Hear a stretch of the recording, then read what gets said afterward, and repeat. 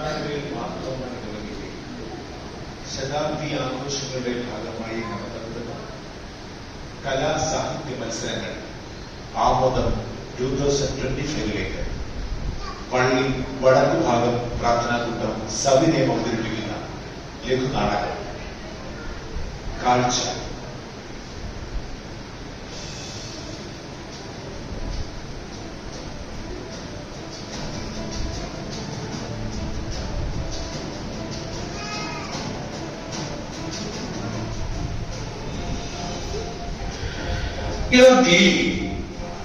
നമ്മളെ പള്ളിയിൽ നിന്ന് പുറത്താക്കാൻ അവൻ എന്താ അധികാരം?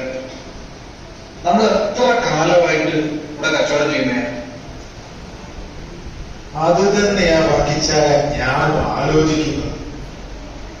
അവിടെ നമുക്ക് വെച്ചടി കയറ്റമായി.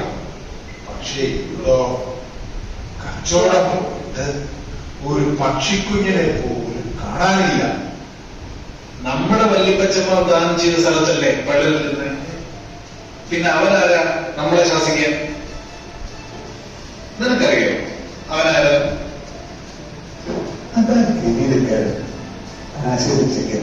യേശു അവന്റെ പേര്. യേശു എന്താണ് ഉദ്ദേശം? എന്റെ വായിച്ചായ അച്ഛൻ കാര്യങ്ങളൊന്നും അറിയുന്നില്ല. ക്രിസ്തു ആണെന്നാ അവൻ പറയുന്നത്. പിന്നെ നമ്മുടെ പിതാക്കന്മാരുടെ കാലം മുതൽക്ക് നമ്മൾ കാണുക തിരിക്കുന്ന മശിഹ അത് അവനാണ് പോലും. എങ്ങനെയുണ്ട്? മഷിഹ ആശ്വര്യ എങ്ങനെ മഷിഹ? നമ്മുടെ മഷിഹ രാജാവല്ലേ? കൊട്ടകത്തിലല്ലേ രാജാവ്? ഒന്നും പറയേണ്ട വരച്ച പോരാത്തതിന് അവന്റെ കൈ കുറച്ച് കങ്കട്ടോ മന്ത്രവിദ്യയോ ഏതാണ്ടൊക്കെ ഉണ്ട്. അതൊക്കെ കണ്ടിട്ട് കുറെ പൊട്ടന്മാർ അവന്റെ പുറകെയാണ്. ഈ ടൂർക്ക് പോയാൽ അവൻ നമ്മളെ നാട്ടിൽ തന്നെ ഓടിക്കുമല്ലോ. അവനെ ഒതുക്കണമല്ലോടാ. അതേ വാക്കിച്ചായ നമ്മൾ എത്രയും പെട്ടെന്ന് എന്തെങ്കിലും ചെയ്തേ പറ്റും. അച്ഛൻ ഇറങ്ങിക്കും, ഞാൻ ഉണ്ട് പോകാൻ. അല്ല വാക്കിച്ച അതാരാ വരുന്നേ? എന്താ മോനെ, എന്തു പറ്റി? നിന്റെ വല്ലതും കടന്നു പോയോ? എന്തൊരു തപ്പുന്നത്? വല്ല ഗോൾഡിലാണോ?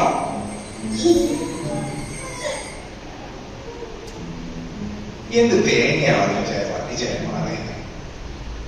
ഗോൾഡ് പോയ ആകാശത്തോടാണോ നോക്കുന്നത്? തല എവിടെ നോക്കിട്ടോ? മോനെ എന്താ നിന്റെ കളഞ്ഞു പോയത്? നീ എന്നോട് പോയി, ഞാൻ സഹായിക്കാം. പക്ഷെ എനിക്കെന്തെങ്കിലും തരണം കേട്ടോ. എന്റെ പൊന്നു ബീലി, നീ അതിനെ കൂടുതൽ സോപ്പിടണ്ട. ഗോൾഡ് തേങ്ങയൊന്നും എനിക്കില്ല. നിനക്ക് അത് മനസ്സിലായില്ലേ? അവിടെ അവിടെ പിച്ചു തന്നിരുന്നാല് അവൻ എവിടുന്ന ഗോൾഡ്? ഒന്ന് പോവാച്ച. അത് വേറെ ഒരുത്തനല്ലായിരുന്നോ? ഒരു പൊട്ടൻ, കണ്ണു കാണാത്ത. വർക്കിച്ചാൻ പറഞ്ഞത് ശരിയാ. ഇതാണ് തന്നെ ആ പിച്ചക്കാരൻ. ഞാൻ എത്ര തവണ അവന് പിച്ച കൊടുത്തതാണ്.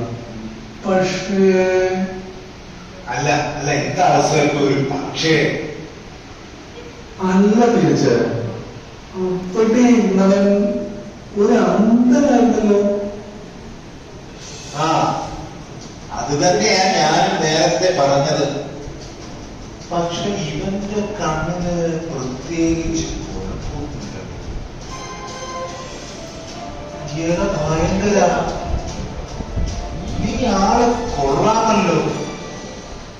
നീ ഇത്രയും നാളും അന്ധനായിട്ട് അഭിനയിക്കുമായിരുന്നല്ലേ? ഇങ്ങനെ നീ കുറെ സമ്പാദിച്ചു കാണുമല്ലോടാ. എന്റെ പൊന്നച്ചായന്മാരെ, ദൈവദോഷം പറയരുത്. ഞാൻ ആ പിച്ചക്കാരൻ തന്നെ. ഞാൻ അന്ധനുമായിരുന്നു. ജന്മനാ തന്നെ എനിക്ക് കാഴ്ചയില്ലായിരുന്നു. പക്ഷെ ഇപ്പോൾ എനിക്ക് കാണാം. ഇടിച്ചായ ഞാൻ പൊട്ടനല്ല. എന്റെ ചെവിക്ക് ഒരു കുഴപ്പവുമില്ലായിരുന്നു. ഇപ്പോഴുമില്ല. ഓ ശരി, നീ നിനക്ക് കണ്ണില്ലായിരുന്നു എന്ന് തന്നെ ഞാൻ ഉദ്ദേശിച്ചത്, അല്ലാതെ വേറെ ഒന്നുമല്ല ഞാൻ പറഞ്ഞത്. ഇപ്പൊ നമ്മൾ കാണുന്നു അതൊന്നാണോ ജന്മമുള്ള അന്തരായി ഇപ്പൊ കാണുന്നത്? അതെ അച്ചായ, ഞാൻ അന്ധനായിരുന്നു. ഇപ്പോൾ എനിക്ക് കാണാം. എനിക്ക് കാണിച്ചു തന്ന മനുഷ്യനെയാണ് ഞാൻ അന്വേഷിക്കുന്നത്. കാണിച്ചു തന്ന മനുഷ്യൻ അതാരാണത്? നമ്മൾ അറിയാത്തൊരു ദിവ്യൻ. നീ ഒന്ന് തെളിച്ച് പറയണവര്. നിങ്ങൾക്കൊക്കെ സമയമുണ്ടോ കേൾക്കാൻ? സമയൊക്കെ ഉണ്ട്. നീ പെട്ടെന്ന് കാര്യം പറ, വേറെ ജോലിയോടോ. പറ ചേട്ടാ, എനിക്ക് കേൾക്കണം.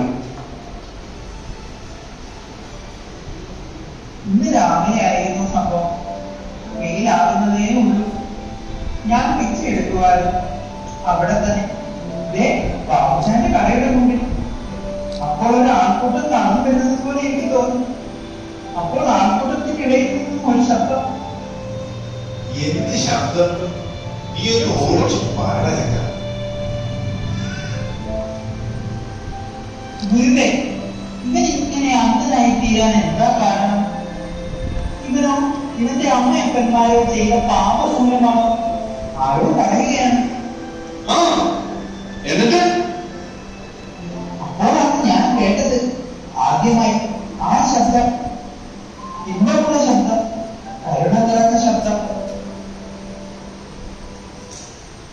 ഞാൻ പൂർണ്ണ പഠിച്ച ഇവൻ ചുമ്മാ വലിച്ചു നീട്ടി എന്തൊക്കെയോ പറയുന്നു. ആ ശബ്ദം ഇങ്ങനെയായിരുന്നു. അങ്ങനെയല്ല പത്രോസേ, അവന്റെയോ അവന്റെ അമ്മയപ്പന്മാരോ ചെയ്ത പാപത്തിന് ഫലമല്ല. പിന്നെയോ ദൈവിക പ്രവൃത്തി അവനെ വെളിവാകുവാനത്രേ. ഓഹോ, എന്നിട്ട് എന്ത് ദൈവിക പ്രവൃത്തിയാണാവോ വെളിവായത്? അത് പറഞ്ഞിട്ട് ആ മനുഷ്യൻ എന്റെ തോളിൽ കൈവച്ചു. എന്നിട്ട് എന്റെ രണ്ട് കണ്ണിലും എന്തോ തണുപ്പുള്ള വസ്തു പൂശുന്ന പോലെ തോന്നി. എന്നിട്ട് പറഞ്ഞു, നീ ചെന്ന് ചീവവും കുളത്തിൽ ചെന്ന് കണ്ണുകൾ കഴുകുക. എന്നിട്ട് ആ ആൾക്കൂട്ടം അകന്നുപോയി. ഞാൻ അപ്പോൾ തന്നെ തപ്പിത്തടഞ്ഞു ചീവവും കുളത്തിൽ ചെന്ന് രണ്ട് കണ്ണുകളും കഴുകി. ആ നിമിഷം തന്നെ എന്തോ കണ്ണുകൾ തുറന്നു. അപ്പോൾ മുതൽ എനിക്ക് എല്ലാം കാണാം. എന്നിട്ട് ആ മനുഷ്യൻ എവിടെ പോയി? ആ മനുഷ്യനെ തന്നെയാണ് ഞാൻ അന്വേഷിക്കുന്നത്. നിങ്ങൾ അറിയുമോ അവരെ? ഞങ്ങൾ ഒരു മനുഷ്യനെ അറിയുന്നില്ല.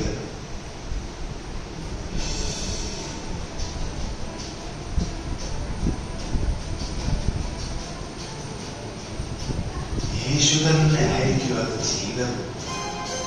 അവൻ വീണ്ടും ശബ്ദത്തിൽ കുറിച്ചിരിക്കുന്നു. യേശുവോ? ഞാൻ കേട്ടിട്ടുണ്ട്. യേശുവാണ് എന്റെ കണ്ണു തുറന്നത്. മിണ്ടരുത്, മിണ്ടരുത്, മിണ്ടരുതിരിക്കവിടെ. നീ നിന്റെ അത്രയത്തെ കേൾക്കി. ഇവർ പറയുന്നതൊന്നും അത്ര വിശ്വസിക്കാൻ പറ്റുന്നില്ല.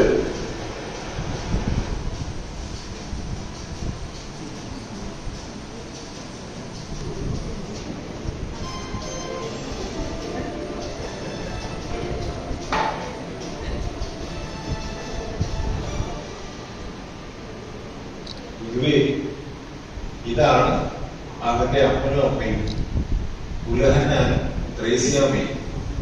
ഇവരോട് തന്നെ അത് ചോദിക്കാം. ഇവർ പറയുന്നതൊക്കെ സത്യമാണ്. ഇത് നിങ്ങളുടെ വില തന്നെയല്ലേ? ഇവർ എന്തിനാണ് അന്ധനായിരുന്നു? അതെ സാറേ, ഇവൻ ഞങ്ങളുടെ മകൻ തന്നെ. ഇവൻ ജന്മം മുതൽ അന്ധനുമായിരുന്നു. എന്നാൽ ഇപ്പോൾ അവന് കാണാമെന്ന് പറയുന്നു. അത് എങ്ങനെയെന്ന് ഞങ്ങൾക്ക് അറിയില്ല. പരമനുഷ്യ അങ്ങോട്ട് യേശുക്രിസ്തു സൗഖ്യം തന്നതെന്ന് നീ ഒന്നും മിണ്ടാതിരിക്കും. യേശു ക്രിസ്തുവാണെന്ന് പറഞ്ഞാൽ നമ്മൾ പള്ളിക്ക് കൊടുക്കാം. നിനക്കറിയില്ലേ, ഓരോരുത്തരും ഈ സ്ഥലത്ത് വന്നു. നീ മറന്നു. എന്താ വിലക്കാരി ഈ അടക്കം പറയുന്നത്? ഒന്നുമില്ല സാറേ, ഇന്ന് ശബത്തല്ലേ, സാറിന്റെ പ്രസംഗം കേൾക്കാമല്ലോ എന്ന് ഞാൻ ഇവരോട് പറയുമായിരുന്നു. മോനെ, ഇന്ന് ശബത്താണെന്ന് നിനക്ക് അറിയാമല്ലോ, ഇല്ലേ? ശബത്ത്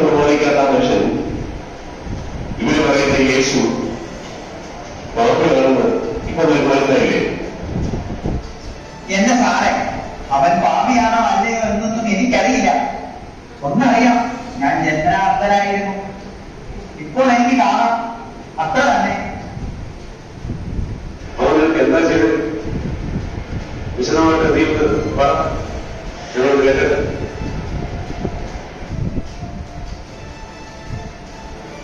ഞാൻ ഈ പ്രാവശ്യം പറഞ്ഞല്ലോ, ഇരിക്കാൻ അതല്ലേ താങ്കൾ ചെവിയിൽ പറഞ്ഞത്. ഈ നീതി കേൾക്കാൻ ആഗ്രഹമുണ്ടോ? നിങ്ങൾക്ക് മറ്റു ശിഷ്യന്മാരാകാൻ ആഗ്രഹമുണ്ടോ?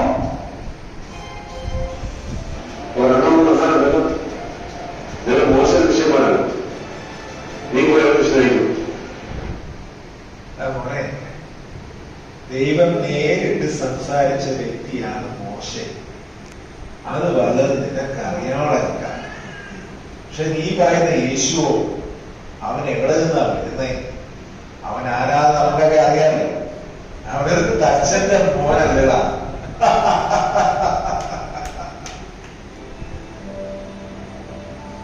ജന്മനാഥനായ എന്റെ കണ്ണു തുറന്നിട്ടും അവൻ എവിടെ നിന്ന് വന്നു എന്ന് നിങ്ങൾ അറിയാത്തത് ആശ്ചര്യം.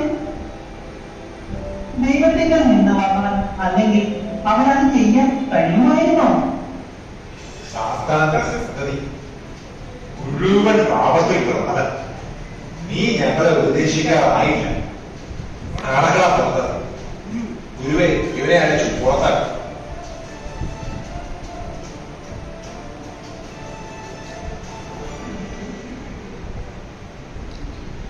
നീ ദൈവപുത്രനെ വിശ്വസിക്കുന്നു?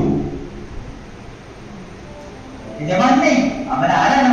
ഞാൻ അവനെ വിശ്വസിക്കാം. നീ അവനെ കണ്ടിട്ടുണ്ട്. നിന്നോട് സംസാരിക്കുന്നവൻ അവൻ തന്നെ. യേശുവേ, ഞാൻ നിന്നെ വിശ്വസിക്കുന്നു.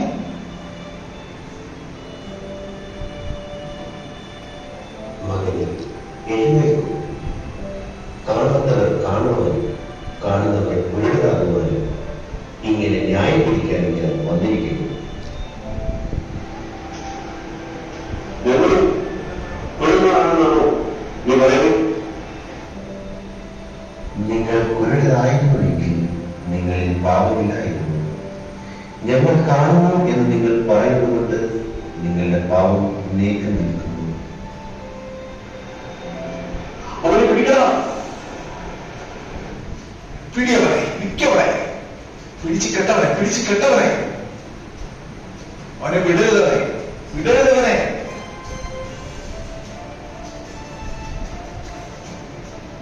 അവനെ കാണാനില്ലല്ലോ. അവനോട് പോയി, പെട്ടെന്ന് അവനോട് പോയി. അവനോടെ അന്ന് അവരെന്നെ കണ്ടില്ല. നിങ്ങൾക്ക് എന്നെ കാണാൻ കഴിയുന്നുണ്ടോ?